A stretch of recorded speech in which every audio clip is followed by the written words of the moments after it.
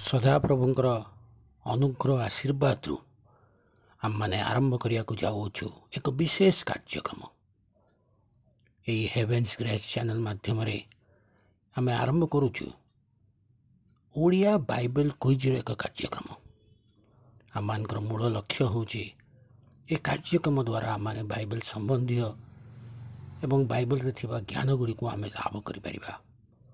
विशेष रे आम मैंने आमर संडे स्कूल छात्र छात्री युवा युवती मानक आखि आगे रखी कार्यक्रम परिचालना करने को जाऊछु।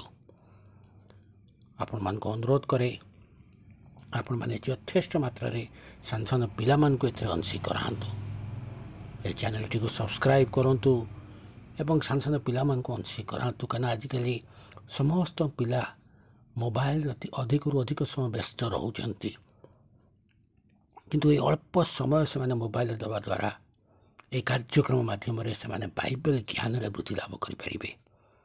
निश्चिंत भाव में या द्वारा प्रभु से आशीर्वाद करेंगे एवं परवर्ती समय यही प्रश्न उत्तर गुड़िक भविष्य कार्य आसो।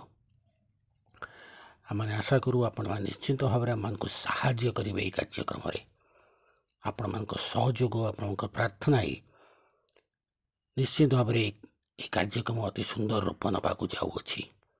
आम आरंभ करुचु आपण आम सहित प्रार्थना लगी रुहतु आम मान मत प्रार्थना करूँ जपरी सुंदर भाव में ये बाइबल संबंधी ज्ञान को आम आहरी विकसित करूँ आम मैंने शिखा आपण मैंने शिखे आपण मैंने अंशी हो धन्यवाद देवा सहित अनुरोध करे आपण मैंने यही समय प्रथम यही चैनल टी को सब्सक्राइब करूँ एवं ये प्रश्न उत्तर माध्यम आम सहित जोड़ी रुहतु।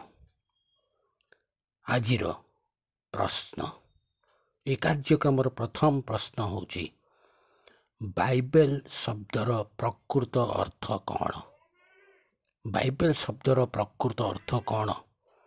आपण माने उत्तर आम वीडियो कमेंट बॉक्स जाई आम जनातु। धन्यवाद।